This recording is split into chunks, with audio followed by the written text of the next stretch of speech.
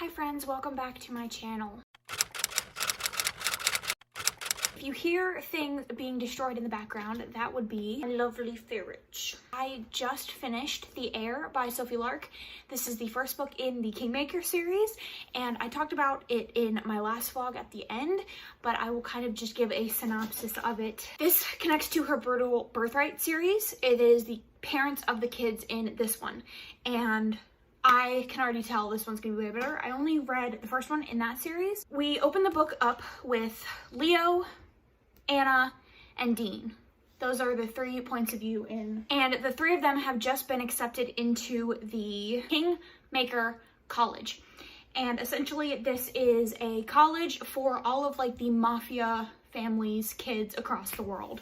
Leo and Anna are best friends. They've been best friends their entire lives. Their families run their like mafia family together, and they're like cousins but not blood related. And Dean is in Russia. His family is the enemy of Leo's family. Dean's dad is extremely neglectful. He doesn't really show his son any attention, and he treats him like he's a nuisance. And obviously he's without a father, or he's without a mother, so he kind of has no one in his life that gives him any affection. To the counterpart of that, Anna and Leo obviously come from very tight-knit families. Anna has 2 siblings. Her family is very close with Leo's family. Leo is an only child, but he's like very spoiled. And then him and Anna have obviously grown up together. This school is basically to teach like mob kids how to run the family in their respect. And then central to this school year, there is a 3-round competition. And the competition is between the freshmen, sophomore, juniors, and seniors. A love triangle between the 3 of them. It's a childhood friends to lovers on Leo and Anna's part, obviously. And Dean is just very obsessive, and you see from his point of view, him kind of trying to take Anna away from Leo because he hates Leo, but also he's so obsessed with Anna that he just like feels like he has to have her. I gave this 5 stars. I was engrossed the entire time, quite literally from the first page when we read the letter. I was engrossed. I knew it was going to be a fantastic read. It's the best mafia book that I have ever read. I find them usually to be very meh, but this was just head and shoulders better. I don't know if it was because it was a school setting or what, but the writing was just exceptional. The character growth was exceptional. You see Leo go from this very arrogant kid to someone who thinks about their place and the people around them and the sort of person that they are. And just like the character growth between Leo and Anna and their growth in their own relationship is fantastic. And obviously you know that Dean has his own book, so you know that he doesn't end up with Anna, but he's just, there's a line in the book where he's like, I have never had love, so why did I think that I would ever have it? Like, I'm ready to become who I really am. And of course, you know, that means that he's going to act as if he doesn't have a heart. And so he's set up to be the villain, but I'm so excited for his book. I'm just ready. I love him as a character, and he just like hurts my little heart. So this is a fantasy series. It's the first book in the Wheel of Time series, and it follows Rand, who after his village gets ransacked, he has to go on an adventure where he will face the Dark One, the most powerful force of evil in the universe. And I got this from my library. My library loans are due like the 20th or something like that, and I still have an entire stack of them to read. So I'm gonna start this. And I know last vlog I said that I have kind of lost my romance or my fantasy spark, but I think reading something so dark as The Heir, I'm like need something different, something else. I might end up having to read like just a fluffy romance, even though those usually don't work for me. But I'm gonna try with this and see how I feel about it. Hi friends, I just finished Birthday Shot by Rosie Adams. Before I start, I am a little biased because Rosie Adams is my all-time favorite contemporary romance author. Light, fluffy, feel-good stories. She is my favorite author. It's about Shay, who has always had a childhood crush on her friend, her brother's best friend, and on her birthday, they have birthday sex, and then their relationship goes from there. I gave this 5 stars. It was steamy, it was sexy. You do have the inclusion of the conflict being her brother is obviously his best friend, and they kind of aren't sure how he's going to react, so it's a little forbidden aspect in there. And then you also see a little bit of her job as an influencer, as a YouTuber, as a vlogger, him dealing with some like family issues. His mother really neglected him when he was a child. His stepfather didn't treat him well, so he felt very abandoned by his family, and that's kind of where he took up with Shay's family. And yeah, 5 stars, so fucking good, so sweet. He was just a cinnamon roll hero that was just like sexy as hell. There's a lot of like public sex in here. There's like 3 or 4 scenes, so if you are into that sort of thing, this is very sexy. But yeah, 5 stars, so good, and I just love all of her stories. If you are sleeping on this or Rilzy Adams, seriously, stop. She's so fucking good, so sexy. I recommend Go Deep, but this one is fantastic as well if you love like sweet best friend, childhood friends to lovers, like stuff like that. So I'm gonna go and we'll talk later.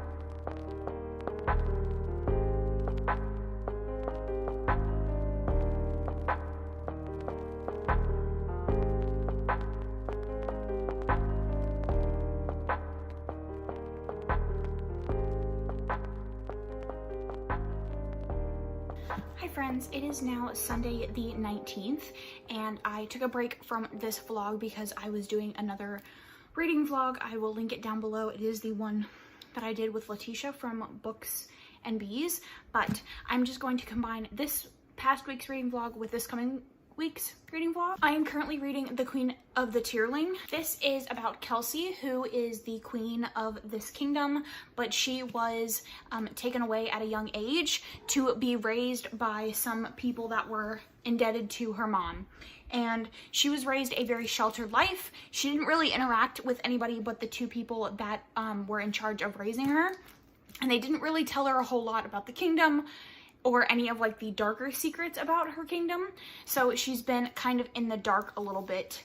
And this starts off when she turns 19 and the queen's guards come to take her back to her kingdom. Along the way, she ends up getting kidnapped by this group of like thieves who want her to be queen, and they fix her up, and then there's seemingly nothing else going on with them because they let her go, and then she heads back to her city. I am 110 pages in, and we've already kind of gotten a little idea of the kind of queen that her mother is and the kind of kingdom that we are kind of getting into. I don't know how many books are in this series, but this book itself is quite long. It's 430 pages. So I'm going to be focusing on this, and then I'm also going to be focusing on the Kingdom of Copper. This is the second book in the Davabad trilogy. I read The City of Brass quite a while ago. I want to say mid last year. So I need to go back and read a recap of the ending of that one to read this one. But these are my 2 priorities, and I have a couple of other library books that I would like to get to, and then I will be listening to audiobooks and stuff when I'm driving. But these are my 2 priorities. Pretty thick, but I think I can do it. So right off the bat, it is very high-paced. There is something going on pretty much immediately into the story. There's a lot of secrets and a lot of intrigue.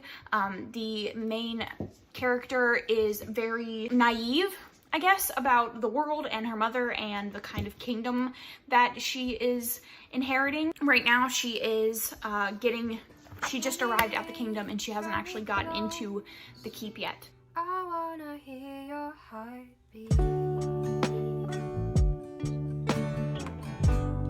I wanna feel your breath on my cheek.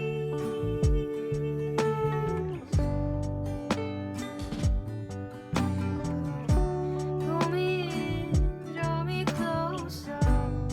I wanna hear your heartbeat. I wanna feel your breath on my cheek.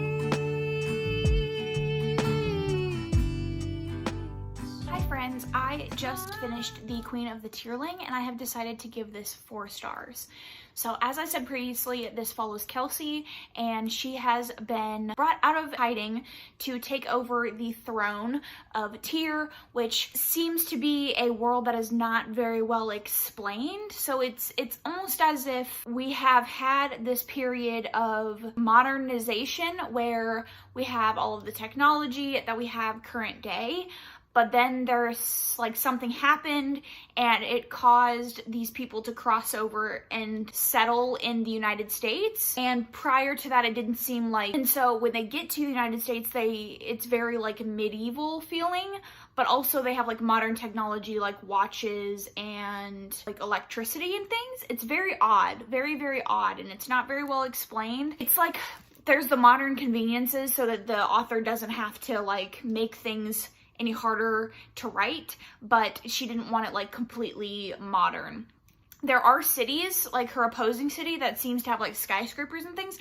I don't know, it's just a very confusing world that wasn't fully explained. But Kelsey goes back to the Tyr kingdom, and she quickly discovers that her mother was not a very good queen, and she kind of bowed to the desires of this woman called the Red Queen, who was the sorceress that long ago, like generations ago, wanted to take over the entire island, I guess, or all of the kingdoms in the United States. It's not called the United States, but there was this really long war when it was her grandmother's reign. And then when her mother took over, they signed a treaty where the Tyr kingdom would send 8,000 slaves, probably more than that, to the kingdom every year. And it's like in monthly increments. And one of the first things that Kelsey does when she gets there is she basically says, I'm not sending any more slaves. And this immediately voids the treaty between the Mort kingdom, I think is what they're called, and her kingdom. She's doing good things, but it's immediately causing havoc in the kingdom. And she has a group of people that are on her side called the Queen's Guards, and they're just there to guard her, really. They have sworn loyalty at a very early age to guard the queen.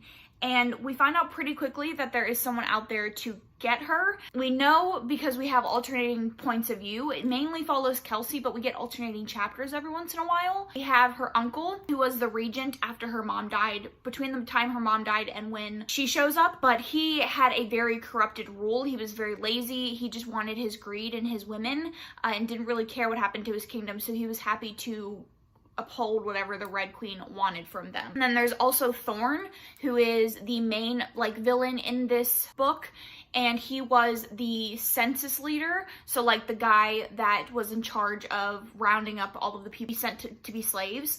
And it was a very obviously lucrative business, and he also ran the black market. So he wants to take her out as repayment for her doing this. And then in addition to that, obviously the Red Queen is after her as well. And we're getting alternating chapters with the Red Queen too, and we're seeing her kind of weaken. This is like a lot of just like preparing them to possibly be invaded by Mort. I had several issues with this, but I'll talk about what I did like. I did enjoy the fact that it was fast-paced. It seemed like something was always happening, and I really feel like the alternating chapters helped that. I think if we had been in Kelsey's head the entire time, this would have seemed very slow, but we're getting chapters from people within the kingdom and just really within the story that kind of helped move the story along so it wasn't as boring, because there's really nothing happening substantial with Kelsey. She's kind of just settling into her queen role, but the alternating chapters like break up that monotony a little bit. I had 2 big issues with this. My first issue is that the Red Queen didn't really seem like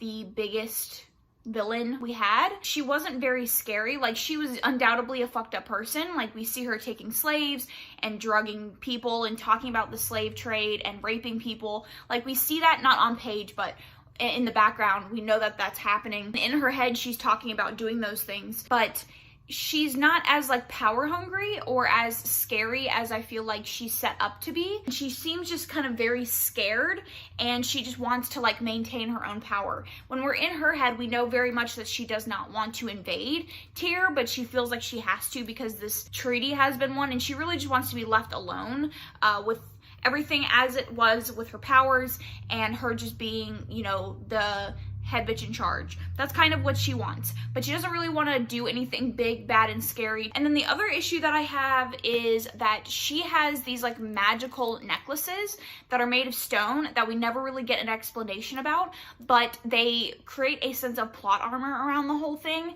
to the point where there are things happening in the kingdom, things that are happening to her that she shouldn't know about, that this necklace magically lets her know is happening. And I have a problem with that, because this is not really like, you're lowering the stakes so much, because I know that nothing is going to happen and that this necklace is magically going to save her or save her kingdom or let her know that something is happening, rather than just letting it happen and having to deal with the outcome of that.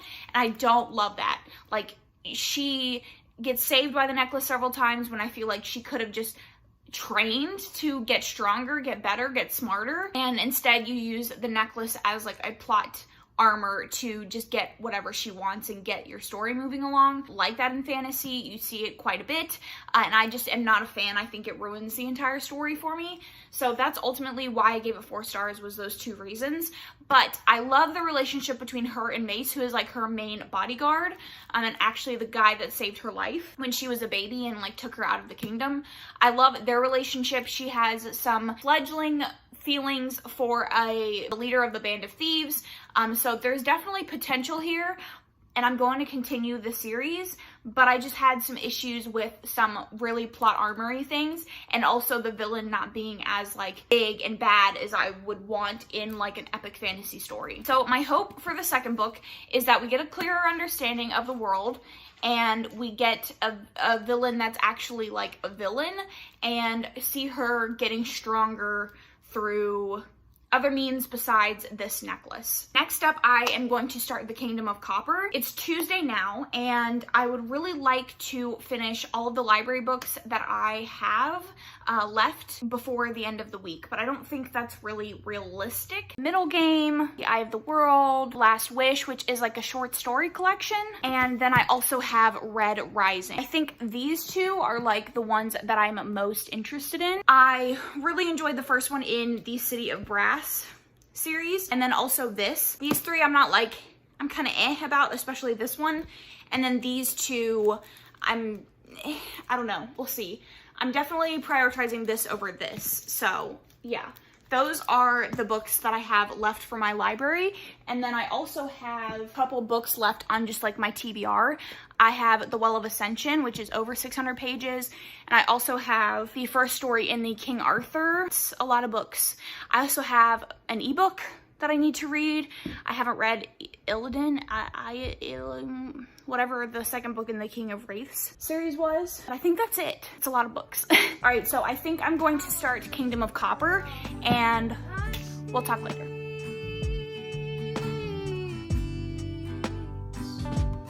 For I know that only you can satisfy me. Oh, I know I'm thirsty for your love, and I know you promised living water. So here I am, waiting for a drink again.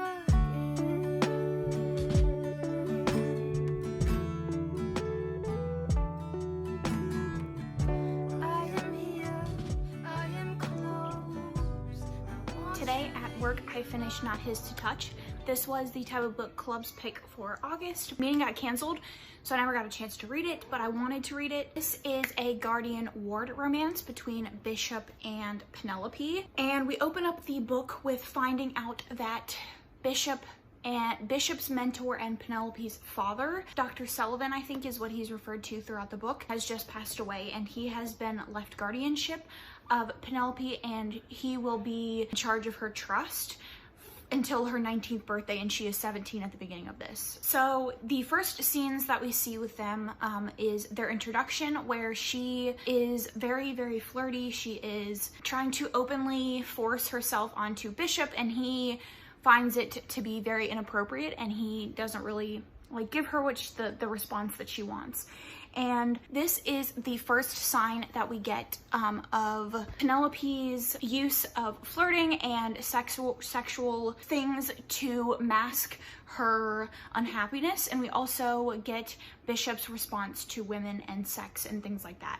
Conversely, we are in her head as well. It is dual POV, and we know that she is feeling a lot of hurt and betrayal over the fact that her dad, who was never really in her life, who always kept her shipped off to boarding schools and never really visited her, had left his entire estate somewhere that she should feel at home, had left that to Bishop, who was like the kid that her dad always wanted. That's how she feels about Bishop. So immediately she's feeling a lot of hurt and betrayal towards her father, and she is also a little hateful and jealous of Bishop. This is quickly changed when we go to the scene of her at her father's funeral, and he is a source of comfort for her, a source of strength, and she immediately feels as if she's at home with him, and he actually holds her in the car in front of the funeral home while she is crying.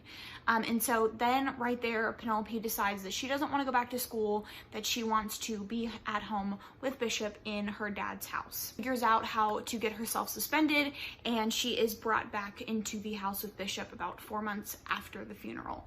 And this starts a back and forth between them. You find out pretty quickly that Bishop has a dark past. His father, he found out at the age of 17, ran a sex trafficking ring with his brothers.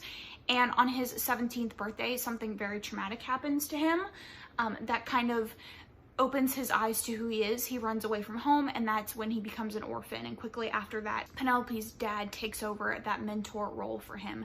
And so he has always felt very disgusted by sex by himself, and he feels a lot of shame.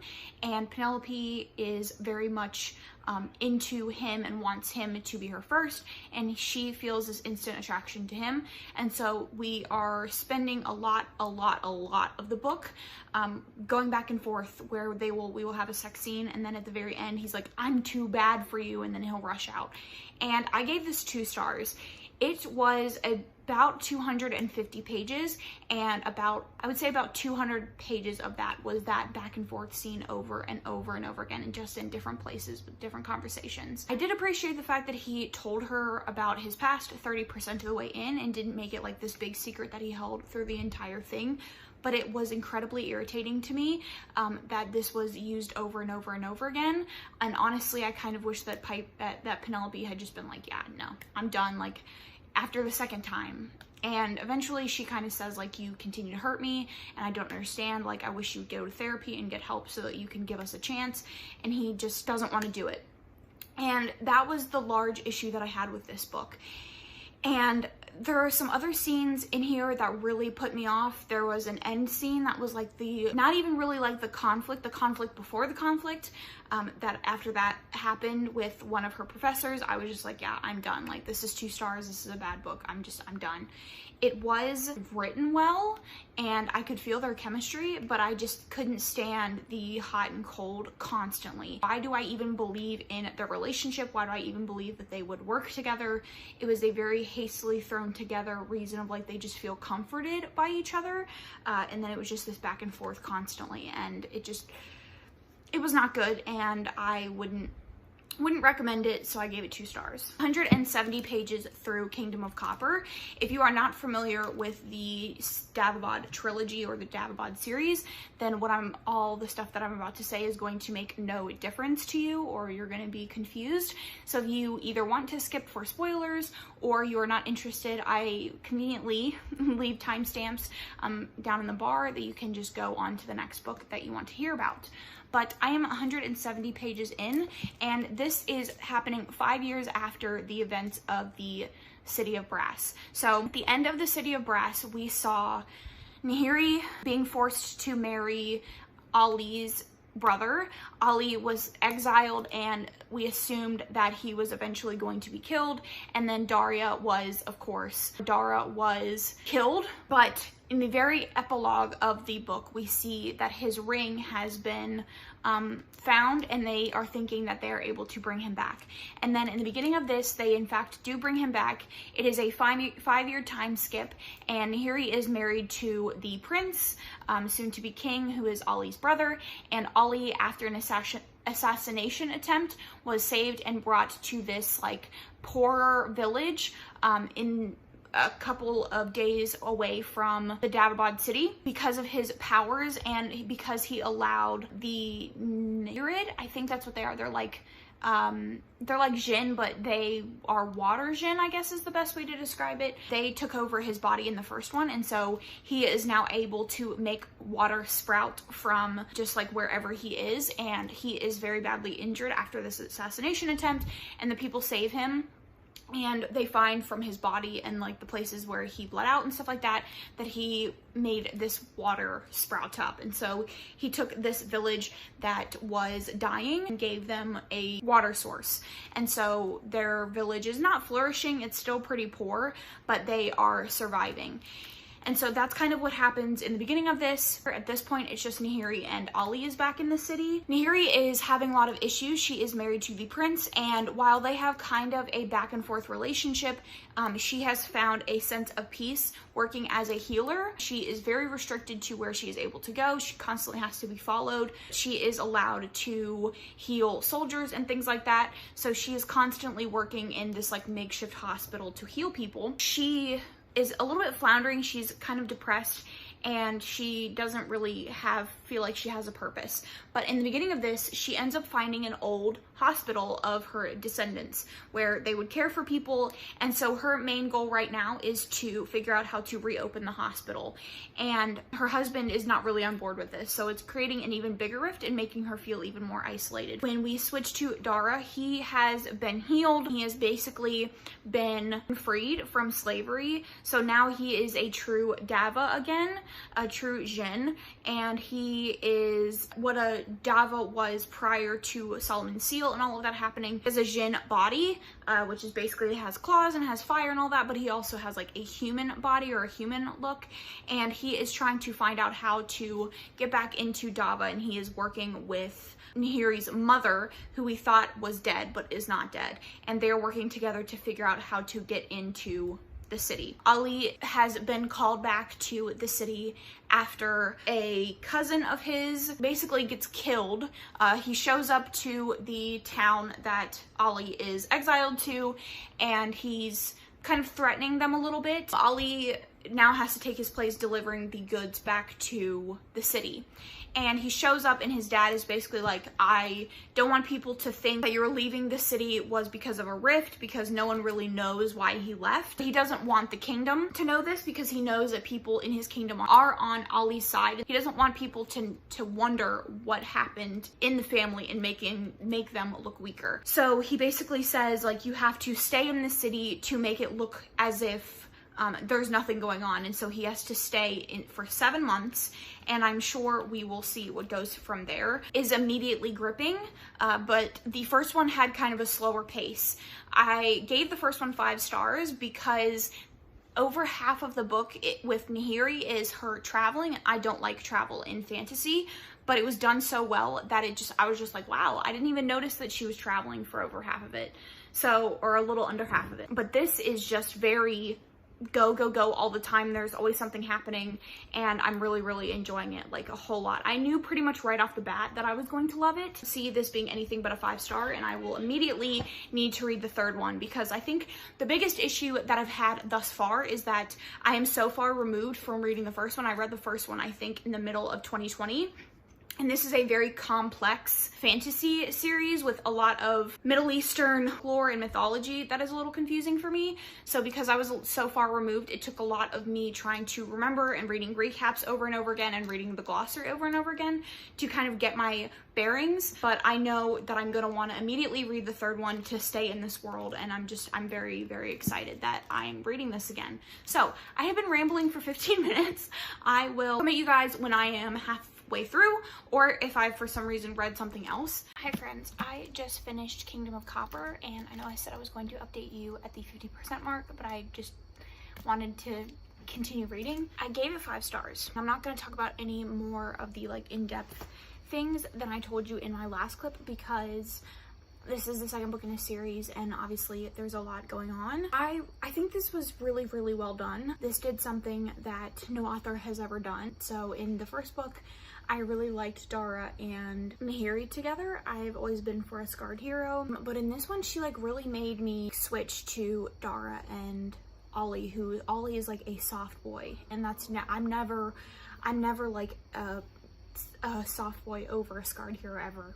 That was an impressive feat all in itself. The intricacies in the relationships between all the characters, the fact that everybody sucks in this, like really everybody sucks but Nahiri and Ollie. Even Ollie sucks a little bit. Just everybody is making the wrong choices and doing the wrong things, and some people are doing it because they're bad and they are greedy, and some people are doing it just because they don't know what else to do. And there's a lot of hatred and oppression and bigotry and just so much that goes into every interaction in the story, and there's so many different layers to everything that Nahiri does, everything that Ollie does, everything that Daria does. Every decision that they make has so many different repercussions for the kingdom, for themselves, for like their people. It's so well crafted and it's so beautifully done. Like the world building is absolutely insane.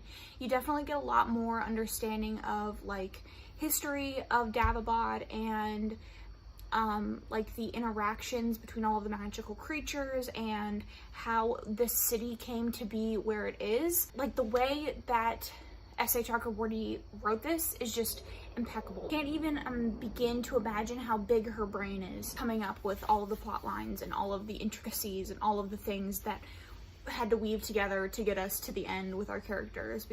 And it's definitely one of those books where at the end you don't feel happy, like you just feel like your characters have gone through so much and you know that they have so much left to go through, but it's just like trusting the author so much, knowing that your characters are going like to end up where they should end up.